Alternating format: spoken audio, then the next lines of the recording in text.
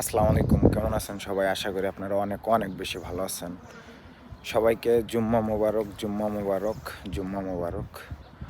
ঘুম থেকে উঠলাম, তারপরে নাস্তা করলাম। এখন জুম্মা নামাজের জন্য রেডি হইতে হবে। অ্যাকচুয়ালি কি, যারা ইতালিতে আছে তাদের হচ্ছে টাইম পুরাই মেনটেন করা, টাইম একেবারে হিসাব করা টাইম। তো সবাই জুম্মার নামাজের জন্য যাইতে পারে না, অনেক সময় দেখা যায় কাজের ব্যস্ততা, এটা সেটা। অ্যাকচুয়ালি বিদেশের মাটিতে অনেকে হচ্ছে আপনার অনেক প্যারায় থাকে, বুঝছেন।